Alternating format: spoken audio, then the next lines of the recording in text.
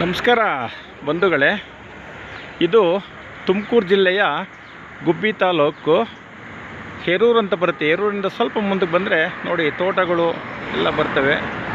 ಎಲ್ಲ ನೋಡಿ ತೋಟಗಳು ತುಂಬ ಅದ್ಭುತವಾಗಿದ್ದಾವೆ.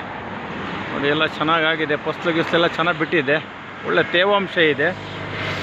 ನೋಡಿ ತುಂಬ ಚೆನ್ನಾಗಾಗಿದೆ. ಇದು BH ರೋಡು ನೋಡಿ, ತೋರಿಸ್ತಾ ಇದ್ದೀನಿ ನೋಡಿರಿ.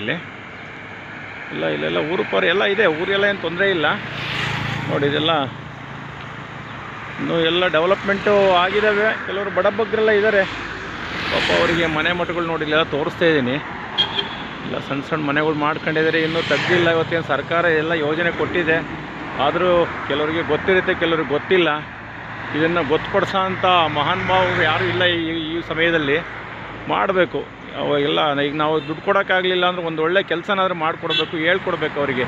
ಇಲ್ಲಿ ಹೋಗ್ರಿ ಸರ್ಕಾರದಲ್ಲಿ ದುಡ್ಡು ಕೊಡ್ತಾರೆ, ಮನೆ ಕಟ್ಟಲಿಕ್ಕೆ ಇಷ್ಟು ಕೊಡ್ತಾರೆ ಅಷ್ಟು ಕೊಡ್ತಾರೆ ಅಂತ ಹೇಳಿ ಕಳಿಸ್ಬೇಕು ಅವರಿಗೆ, ದಾರಿ ತೋರಿಸ್ಬೇಕು ನಾವು. ನೋಡಿ ಓಟ್ ಮಾಡುವಾಗ, ಓಟ್ ಗೆಲ್ಲಿಸುವಾಗ, ಓಟು ತಗೊಳ್ಳುವಾಗ ಏನೆಲ್ಲ ಪ್ರಯತ್ನ ಪಡ್ತಾರೆ ಜನಪ್ರತಿನಿಧಿಗಳು, ಅಧಿಕಾರಿಯೂ ಅಷ್ಟೇ.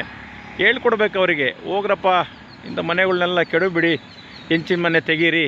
ನೋಡಿ ಇದೆಲ್ಲ ಸಾಮಾನ್ಯ ಎಲ್ಲ ನೋಡಿ, ಎಲ್ಲ ಹೆಂಚಿನ ಮನೆಯೇ.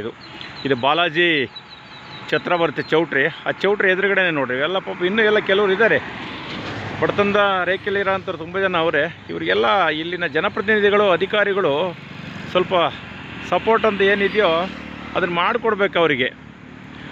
ಮಾಡಿಕೊಟ್ರೆ ಜನರು ಅವ್ರು ನೆನೆಸ್ತಾರೆ, ಮುಂದೆ ಇವರೇ ಬೇಕಪ್ಪ ನಮಗೆ ಜನಪ್ರತಿನಿಧಿ ಒಳ್ಳೆಯವರು, ಇವ್ರನ್ನ ಗೆಲ್ಲಿಸ್ಬೇಕು ಅನ್ನೋ ಒಂದು ಶಾಶ್ವತವಾಗಿ ಒಂದು ತಲೆಯಲ್ಲಿ ಇಟ್ಕೊಂಡು ಮಾಡ್ತಾರೆ ಬಂಧುಗಳೇ.